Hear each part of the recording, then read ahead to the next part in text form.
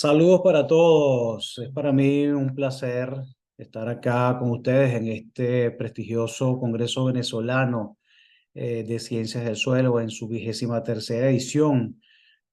No quiero iniciar sin antes agradecer a todos los organizadores de este prestigioso evento por la amable invitación que han tenido para que yo esté hoy acá hablándoles de un tema muy importante en el área agrícola y en el área también del suelo, como lo son los microorganismos que están en el suelo y su implicación y su papel en el aumento de los rendimientos en los cultivos agrícolas, ¿no? Mi charla precisamente se trata el día de hoy de la microbiología del suelo y su papel en el rendimiento de los cultivos. Mi nombre es Domenico Pavone, ahí les dejo mi correo electrónico por si quieren contactarme en algún momento. Y bueno, voy justamente hoy a hablarles de esta parte tan importante del manejo biológico de los cultivos agrícolas, y con eso vamos a comenzar a hablar, ¿no? ¿Qué es el manejo biológico de cultivos agrícolas? El manejo biológico de los cultivos agrícolas no es más que el uso de organismos, ¿ok? Vivos o sus derivados para obtener un beneficio de algún tipo, ya sea fisiológico y por consiguiente de rendimiento y de productividad dentro de un agroecosistema. ¿Okay?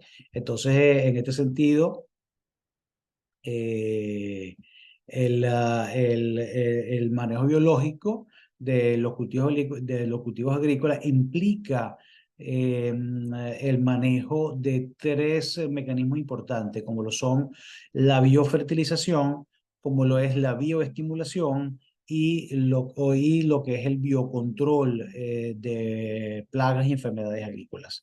En su conjunto, entonces, cuando tú bioestimulas, cuando tú biofertilizas, cuando tú biocontrolas, entonces se dice que estamos hablando de un manejo biológico de esos cultivos agrícolas.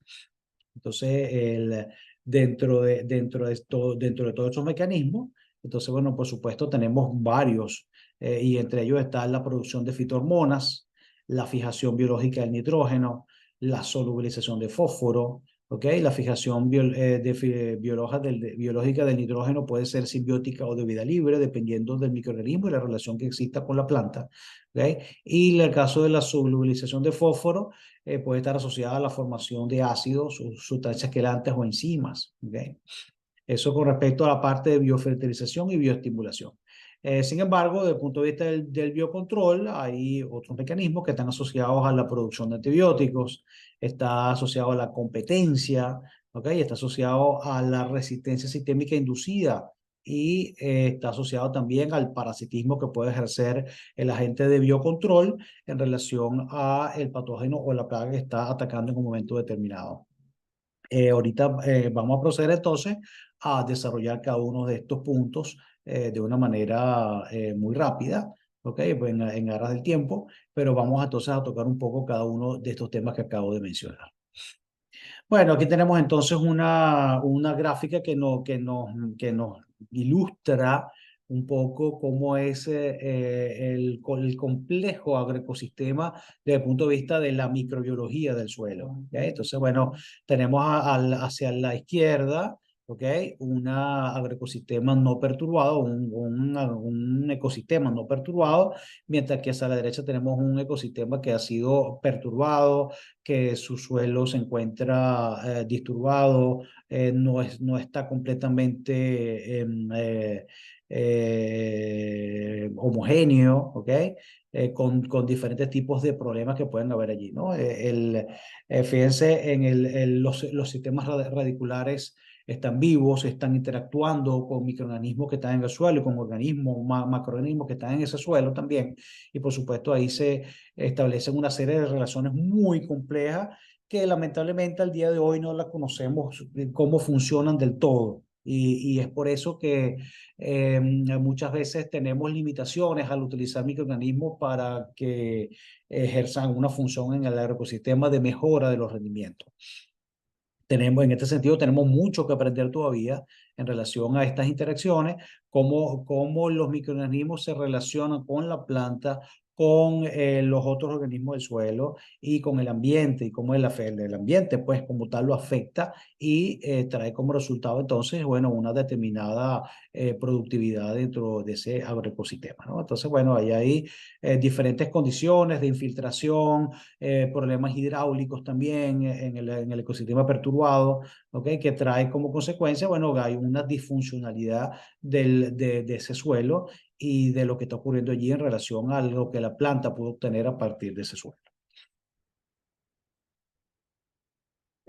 Bueno, dentro de los mecanismos que habíamos mencionado anteriormente, uno de los que habíamos visto casi al final ya era el biocontrol de plagas, ¿no? En este caso vamos a hablar específicamente del biocontrol de fitopatógenos. Después, más adelante, cuando veamos otros mecanismos de acción, vamos a estar hablando de hongos entomopatógenos también. Pero en este caso tenemos entonces, bueno, varias formas de actuar, ¿no? Por ejemplo, una de las que tiene esta parte del biocontrol es la inducción de resistencia sistémica, ¿ok? Es decir, que la interacción de el microorganismo, ¿ok? Con las raíces de la planta trae como resultado el disparo de una serie de señales hormonales de sustancias que van viajando a través de la planta y que disparan de reacciones de defensa en las partes superiores, en las partes aéreas de la planta, sin la necesidad de que el hongo o el microorganismo esté presente, ¿ok? En esas hojas. Entonces ahí hay esa resistencia sistémica inducida, es bien interesante y ayuda a la planta a sobrellevar el ataque de patógenos, pero no solamente de patógenos, sino también incluso de herbívoros también. También podemos tener la liberación de moléculas bioactivas, ¿ok? Como por ejemplo sidróforos, antibióticos que tienen una función directa sobre el fitopatógeno, compuestos volátiles, algunas enzimas líticas también. ¿Ok? Entonces, eso trae como consecuencia el desplazamiento de algunos patógenos, se impide que éste pueda crecer adecuadamente y se establecen más bien organismos benéficos alrededor de la planta, de la raíz, en la rizósfera de la planta, trayendo como consecuencia, por supuesto, una mejora en la fisiología de la misma. Aquí tenemos entonces también se pueden producir reguladores de crecimiento en plantas. Esos son mensajeros químicos, son sustancias químicas que regulan la actividad de genes, la división celular, el crecimiento. Además, afectan la germinación de la semilla, la floración, el sexo de las flores, la senescencia de hojas y frutos, entre muchos otros procesos fisiológicos en la planta. ¿Okay? Entonces, bueno, ahí hay varios tipos de enzimas, de hormonas vegetales que pueden estar actuando como las auxinas, las citoquininas, las ibererinas, el etileno, inhibidores y brasinosteroides también. ¿Okay? Entonces, bueno, ahí tenemos el ejemplo, por ejemplo, de las ectomicorrizas, que también, bueno, tiene un efecto importante en la regulación del crecimiento, ¿ok? Y también algunos rizobios y bacterias no simbióticas que pueden también entonces traer como consecuencia la producción o la alteración en la producción de estas fitohormonas que son muy importantes para el desarrollo de la planta. Otro parámetro importante es la solubilización de fósforo y potasio. ¿Okay? En este caso tenemos que el fósforo, específicamente, entre otros elementos, pero el fósforo es uno de los más importantes, muchas veces se encuentra en forma no disponible en el suelo. Entonces, algunos microorganismos tienen la capacidad de hacer que este fósforo cambie su solubilidad.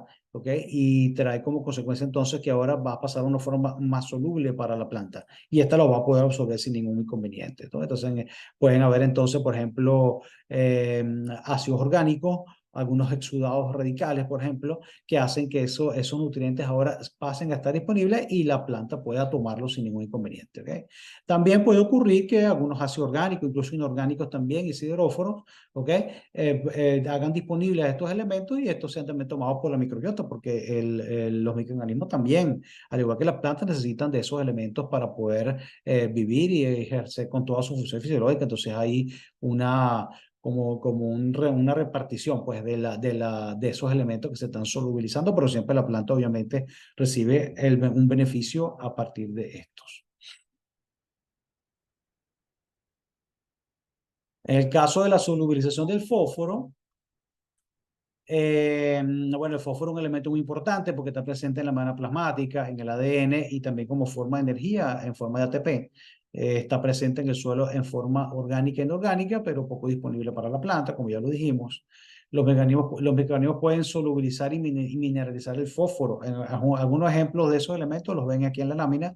Está la Pseudomonas, Agrobacterium, Enterobacter, Burkholderia, Rhizobium, Serratia, Bradyrhizobium, la misma Salmonella, inclusive, que es un patógeno alimentario, tiene esas características, entre muchos otros microorganismos que son capaces entonces de solubilizar ese fósforo.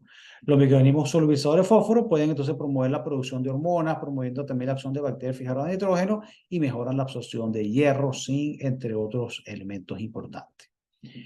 Puede ocurrir por ácidos orgánicos, por la secreción de ácidos orgánicos e inorgánicos que cambian el pH del suelo, ¿okay? Y también incluso por sustancias quelantes, iones hidróxido, protones, CO2 y enzimas que también pueden estar involucradas en la solubilización de ese fósforo. En el caso de los sideróforos, son unas sustancias que excretan los microorganismos, ¿okay? Que tienen cadenas laterales, son péptidos que tienen cadenas laterales y grupos funcionales que proporcionan ligandos de alta afinidad, ¿no?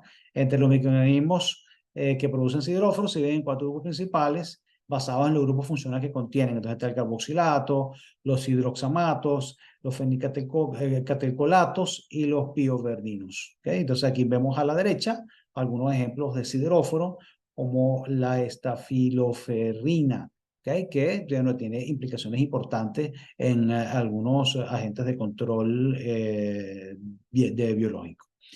Además de eso, pueden prevenir entonces la proliferación de patógenos, reduciendo la cantidad de hierro disponible que tiene el patógeno en un ecosistema.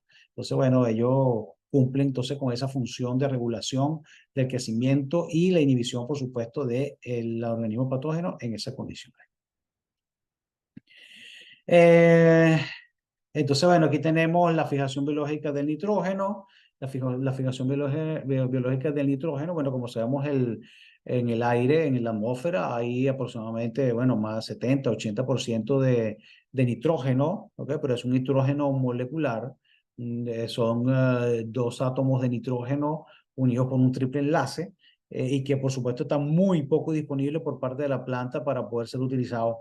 Pero hay, bueno, varios mecanismos que se pueden utilizar para poder aprovechar esa gran cantidad de nitrógeno que hay en el aire y, por supuesto, uno de ellos es la fijación biológica del nitrógeno. Ahí se hacen a través de una enzima presente en algunas bacterias que son capaces de fijar ese nitrógeno. Específicamente la enzima se llama la nitrogenasa y en este caso la fijación biológica del nitrógeno ocurre pues bajo esa premisa. Ahí, como vamos a ver ahorita en la próxima lámina, hay relaciones de fijación de nitrógeno hospedero-planta que son simbióticas, donde hay obligatoriamente, bueno, la formación de un nódulo, y en otros casos más bien son microorganismos de vida libre que se encuentran en el suelo, pero que tienen igual la capacidad de poder fijar ese nitrógeno de forma adecuada. Entonces aquí tenemos algunos nódulos, aquí podemos ver algunas características, algunos parámetros relacionados con la fijación de ese nitrógeno. Y primero que no es una relación obligatoria, la relación entre la bacteria y su hospedador vegetal. Porque todo va a depender de las señales del ambiente. ¿Okay? Puede estar la bacteria presente, viva, puede estar el hospedador presente en el mismo sitio vivo, pero si no se dan esas señales, están asociados, por cierto, a un contenido bajo de nitrógeno, entonces simplemente la relación de fijación y de producción, pues, de los nódulos y de la simbiosis propiamente dicha, no se va a dar bajo esas condiciones.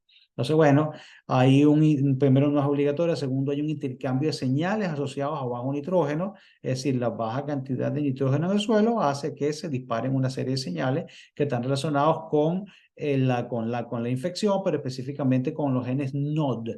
Cuando está escrito con N mayúscula se refiere a los genes NOD de nódulo de la planta y cuando está con N minúscula se refiere a los genes NOD de la bacteria. ¿Okay? Esto produce que hay una migración de las bacterias hacia los pelos radicales de la planta y esto ocurre gracias a la secreción de unas sustancias atrayentes como flavonoides y betainas. ¿ok?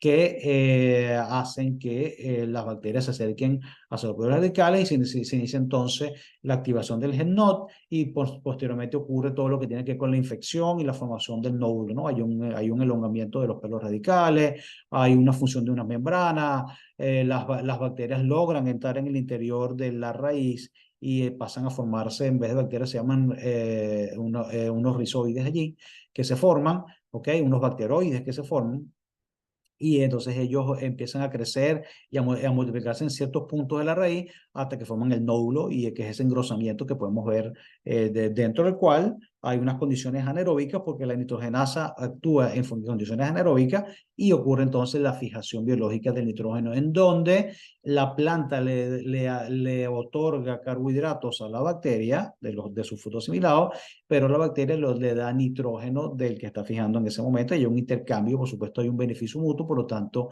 es una relación simbiótica que ocurre en ese punto, ¿no? Bueno, otra bacteria muy importante desde el punto de vista de la fijación de nitrógeno es el Azospirillum, que es la bacteria asociada a plantas más estudiadas en el mundo. ¿Okay? En este caso, esta es una bacteria que mejora el balance nutricional y la absorción de nitrógeno, y además de fósforo y otros minerales. ¿Okay? Han habido buenos resultados cuando se combina Azospirillum con bacterias solubilizadoras de fósforo.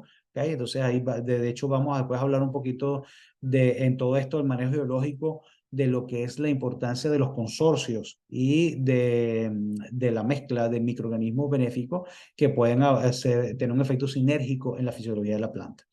Ayuda a Rhizobium estimulando la nodulación y su actividad. ¿Okay? Azospirillum mezclado con Streptomyces puede tener unos muy buenos resultados, ¿no? También con micorrizas crea un buen sinergismo. ¿Okay? Entonces es interesante hacer esas mezclas con la micorriza y su efecto puede entonces acrecentarse con coinoculaciones como ya les había mencionado. ¿Okay? Entonces, bueno, después vamos a tocar un poquito ese punto de esas coinoculaciones o los consorcios, como también se les llama, donde se aplican a la vez varios organismos benéficos que pueden entonces ayudarse entre sí a mejorar la fisiología de la planta, desplazar patógenos, entre otras características importantes. Bueno, otros organismos cruciales en todo esto del manejo biológico son las cianobacterias. Mantienen e incrementan la fertilidad del suelo de campos de arroz. ¿Okay? Tienen muchas propiedades entre esas ellas. Liberan aminoácidos como la alanina del ácido aspartico. Modifican propiedades físico-químicas del suelo. ¿Okay? Solubilizan fosfatos insolubles. De hecho, esta es una de las bacterias que solubilizan fósforo en el suelo. Secretan sustancias mucilaginosas que mejoran la agregación del suelo y esto mejora la aireación. Todos esos agregados de microorganismos son bien importantes y mejoran la estructura del suelo. Incrementa el consumo de nitrógeno al reducir la pérdida por lixiviado, produce un efecto buffer en el pH del suelo y algunas cepas entonces fijan nitrógeno en condiciones aeróbicas. ¿Okay? Entonces, bueno, esas son las ventajas de las cianobacterias. Hay varios productos comerciales que las tienen dentro de sus componentes y juegan también un papel importante en los agroecosistemas edáficos. Bien, ahora vamos a hablar un poquito de biocontroladores. Los biocontroladores, bueno, son organismos que no solamente desplazan agentes fitopatógenos, sino que también tienen varios mecanismos para también controlar algunos insectos también. De hecho, en la foto que vemos acá, vemos algunos insectos que han sido atacados por un hongo blanco. En ese caso se llama Oberia baciana. Y vamos a hablar un poquito acerca de todos esos organismos que están allí, ¿no? Tenemos algunos mecanismos de acción. En el caso de los antagonistas, producen sustancias y enzimas. ¿Okay? Es una de sus mecanismos. Las produce, las libera y algunas de sus sustancias y enzimas entonces tienen efectos de diferentes tipos de bioestimulación de crecimiento, pero también tiene efectos de control de hongos patógenos, porque son sustancias antibióticas, son sustancias antimicóticas también, entonces tienen todas esas características. Fíjense entonces acá, en este caso de la bioestimulación, fíjense estos sistemas radicales en la cepa T22 de tricoderma, y en este caso, fíjense de esos sistemas radiculares que son mucho más profusos, mucho más abundantes, ¿no? Eso trae como consecuencia obviamente que va a tener un mejor desarrollo y fisiología esta planta al explorar más suelo y poder obtener más agua y más nutrientes. Fíjense el rendimiento de pimentones sin tratamiento con un producto a base de tricoderma y el rendimiento en la misma área, el mismo número de plantas con un producto tratado con tricoderma, ¿no? Entonces, bueno, es la unión de todos los efectos, no solamente uno, sino de varios efectos, que hace que la planta esté más vigorosa, tenga una mejor fisiología, mejor proceso fisiológico, y eso trae como consecuencia aumentos importantes en los rendimientos. Aquí tenemos algunas sustancias, no voy a detenerme a leer ninguna, simplemente para que la vean. Igual esta presentación la van a tener a su disposición en formato PDF. Aquí pueden ver entonces algunas estructuras de algunos metabolitos secundarios aislados de tricoderma, donde, bueno, tienen por supuesto sus propiedades, ya sea de estimulación de crecimiento o de inhibición de crecimiento de hongos y bacterias fitopatógenas. En el caso del parasitismo, simplemente es el crecimiento a partir a expensas de otro organismo por parte del antagonista. ¿Okay? Entonces, en este caso, hay la formación de algunas enzimas que son capaces de degradar la pared celular del hongo fitopatógeno y, por supuesto, bueno, hay una penetración y un crecimiento interno dentro de esa hifa. Aquí podemos ver algunos, en este sigue el cursor, aquí podemos ver algunos orificios a través del cual la hifa de tricoderma penetró a la hifa de fitopatógeno, que es esta que tenemos acá, la más grande, ¿ok? Y trajo como resultado entonces el vaciado, pues, de la hifa del fitopatógeno y, por supuesto, su muerte, ¿no? Bueno, y aquí tenemos algunos enrollamientos también que son típicos de tricoderma. De hecho, cuando uno está viendo las capacidades de las cepas de tricoderma contra fitopatógenos, trata de ubicar este tipo de visualizaciones a microscopio, ¿no? Donde podemos ver una cepa de tricoderma enrollando a la hifa del patógeno y eso es un indicio, es una evidencia de que pudiera tener un efecto parasítico sobre el agente fitopatógeno. También está la competencia, que es básicamente la lucha de dos microorganismos por un nicho ecológico determinado. Y entonces, bueno, simplemente puede ser por espacio o por nutrientes, ¿ok? Y además es un mecanismo que actúa en sinergia con los otros mecanismos de biocontrol y la antibiosis, por supuesto, para, como ya dije, tener un efecto sinérgico importante. También está la resistencia sistémica inducida, ya la había mencionado anteriormente, esa resistencia sistémica inducida. Ya había dicho entonces que es la interacción del organismo en relación en la raíz de la planta, en la rizósfera de la planta, ¿okay? Ahí donde debe haber un reconocimiento entre la planta y el microbio, y esta, por supuesto, interactúa, libera una sustancia, y entonces esta hace que la planta produzca unas hormonas que llevan una señal a la parte aérea de la planta sin que el antagonista esté presente en las hojas, solo está presente en las raíces. Y entonces dispara reacciones de defensa, la pone como un estado de alerta. ¿Okay? Al ataque de algunos patógenos y por supuesto cuando el patógeno ataca o el herbívoro ataca, este se encuentra en una manera mucho más a la defensiva y puede entonces sobrellevar de una mejor manera el ataque ya sea del patógeno o del insecto que la esté atacando. Son señales que son dependientes de las rutas del ácido jasmónico esencialmente, ¿ok? Y también está involucrado el ácido salicílico y el etileno en todas estas rutas de resistencia sistémica, ¿ok? Y justamente entonces eso es lo que ocurre, ¿no? Esas señales van a las hojas y disparan entonces esa reacción de defensa, activan enzimas, activan genes inclusive, y entonces disparan esas reacciones de defensa. Así, los microbios pueden mejorar la salud de las plantas, incrementando la toma de nutrientes, fijando nitrógeno, produciendo metabolitos volátiles, enzimas, hormonas, que pueden disparar entonces esa resistencia sistémica inducida. Bueno, ahora hablando de hongos entomopatógenos, aquí podemos ver un hongo entomopatógeno atacando un gusano cogollero de maíz, Hepoptera frugiperda, sobre una mazorca de maíz, ¿no? Esta foto fue tomada en el estado Guárico. Podemos ver entonces acá, ese hongo específicamente se llamaba Nomurrea rilegi, Es un hongo que ataca en varios países. Brasil es muy utilizado, Brasil es muy utilizado, ataca a una gran cantidad de lepidópteros y entonces estos traen como consecuencia que tienen un muy buen control, ¿okay? Incluso con episodios naturales.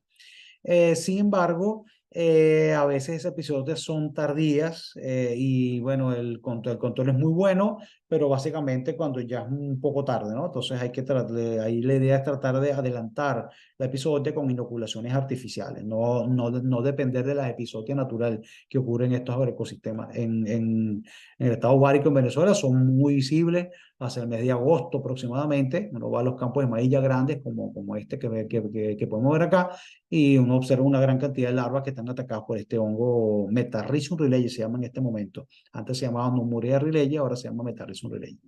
Bueno, por ejemplo, Metarrhizum tiene también otros hongos, otros ejemplares como el Metarrhizum anisopliae, que ahora le cambiaron el nombre, ahora se llama Metarrhizum roversi, ataca la candelilla de caña de azúcar y pasto.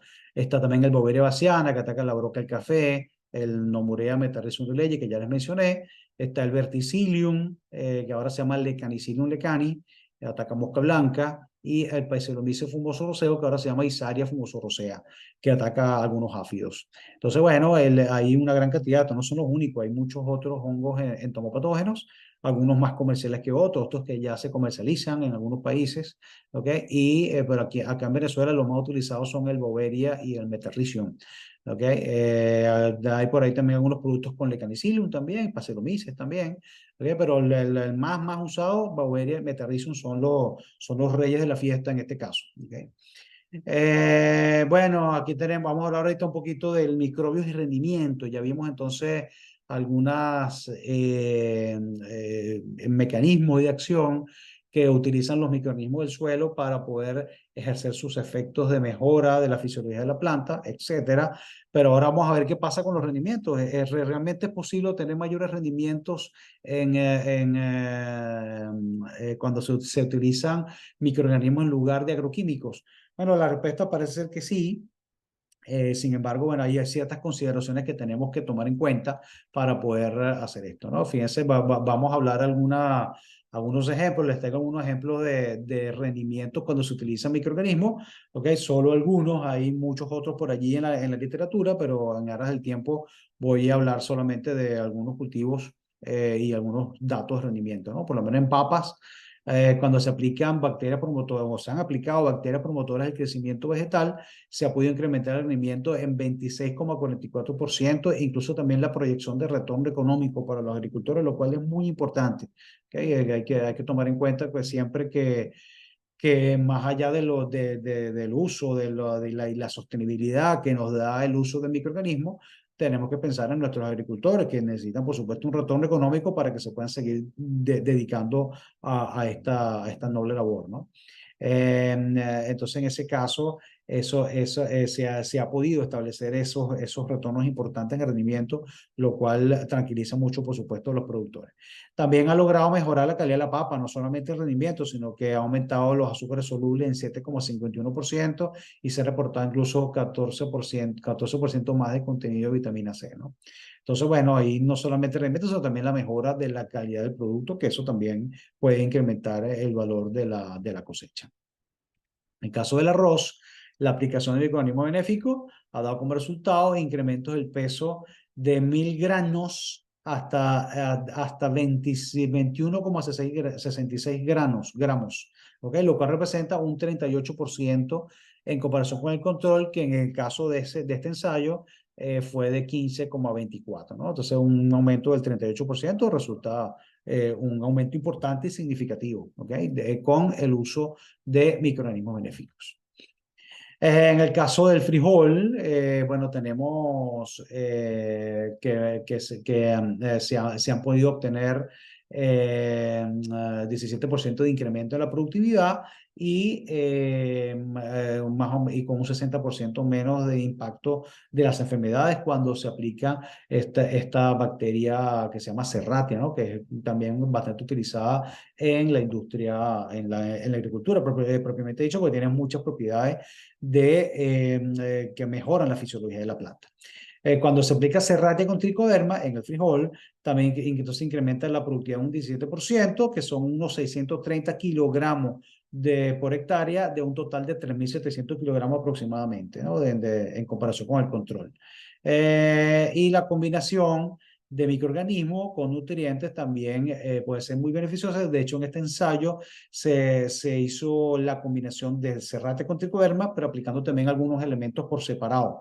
Entonces aplicaban fósforo, aplicaban nitrógeno y potasio, y entonces ellos veían que cuando se aplicaba los microorganismos con el nutriente, o se obtenía incluso un aumento mayor todavía en los rendimientos. A excepción de fósforo, que dio lo mismo cuando se aplicaba los microorganismos con o sin fósforo. Por lo tanto, el incremento se lo atribuyeron exclusivamente a los microorganismos. ¿Okay? Pero bueno, ahí hay mucha tela que cortar todavía con respecto a esta información. En otros ensayos se han combinado el uso, todos estos ensayos son bien interesantes, ¿no? Algunos de ellos en Brasil. Donde también se ha combinado el uso de bacterias como Bacillus, Burkholderia, Serratia, Azospirillum y el hongo tricoderma también, sí, manteniéndose la misma tendencia de aumento de rendimientos en el frijol.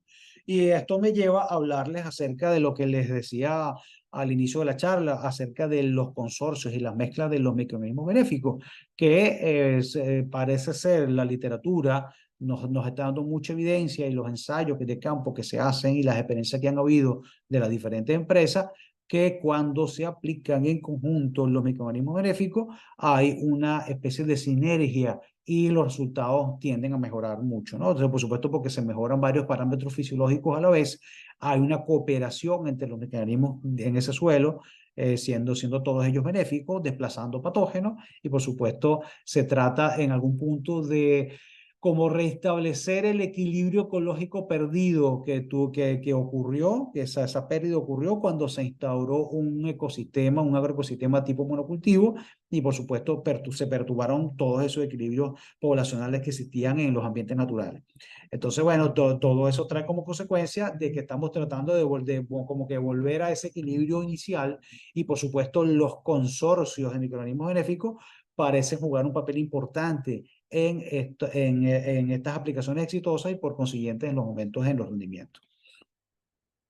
Bueno, en trigo también, al aplicar bacterias y hongos benéficos, se han observado incrementos de la longitud de la espiga, del peso de la espiga, de los granos por espiga, y por supuesto del peso de cada 100 granos. ¿Ok? Pero aumentos importantes del 90 y algo por ciento, que son aumentos muy, muy significativos en todo este tipo de cultivo, ¿no? Entonces, estos son algunos ejemplos entonces de aumentos en el rendimiento por el uso de microorganismos benéficos, y que, bueno, y que demuestran pues que hay un camino importante por recorrer. Todavía, como vamos a ver ahorita en las conclusiones y perspectivas a futuro, hay muchas cosas que entender todavía, que lamentablemente no están del todo claras, pero que con la investigación que vamos a estar realizando, obviamente que podemos entonces entender mejor cómo son todas estas interrelaciones.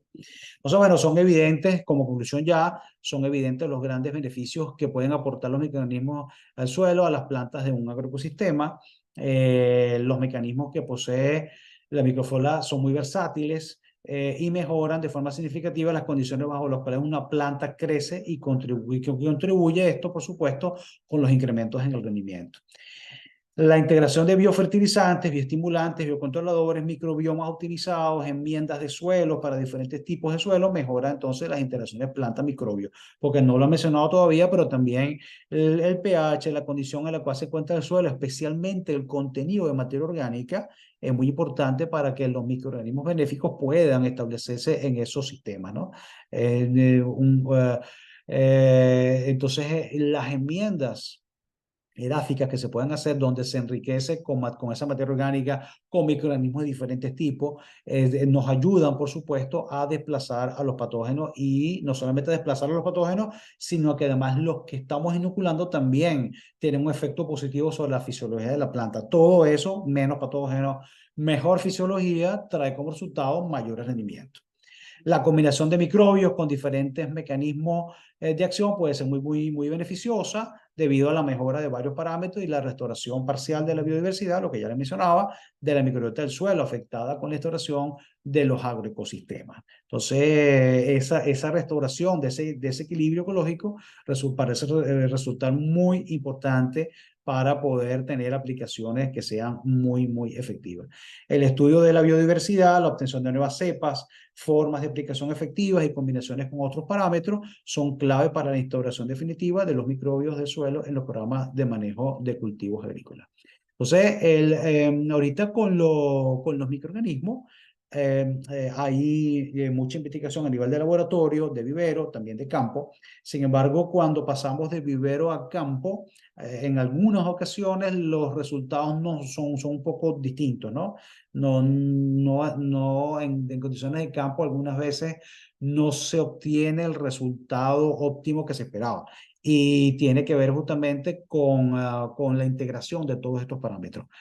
Como todavía se están investigando muchas de esas cosas, como todavía no conocemos bien cómo son esas interacciones, cómo se afectan diferentes parámetros entre sí, porque son condiciones que son multivariadas, hay muchas variables que están interactuando allí en ese sistema. Entonces eso trae como consecuencia de que en algunas ocasiones no tengamos los resultados esperados. Sin embargo, hay muchos grupos de investigación, hay muchas empresas también que están investigando en este momento, haciendo aplicaciones en campo, donde con el tiempo vamos a tender a resolver ese problema y vamos a obtener unos excelentes rendimientos y unas excelentes aplicaciones aplicando solamente estos microorganismos benéficos, reduciendo de esta manera la cantidad de agroquímicos que se utilizan y por consiguiente acercándonos cada día más al desarrollo sostenible. Esa es la idea de todos como, bueno, como productores de agentes de biocontrol, como bioestimulantes, como biofertilizantes, y bueno, y eso es lo que se espera para poder entonces tener un mundo mucho más sostenible. Bueno, hasta acá mi contribución en este congreso. Reitero mi gratitud hacia los organizadores por haberme invitado y bueno, cualquier duda, estoy a la orden a través del correo electrónico, etcétera, y podemos comunicarnos cuando lo deseen para conversar de este y otros temas. Que todos tengan muy buenas tardes, saludos, que les vaya bien.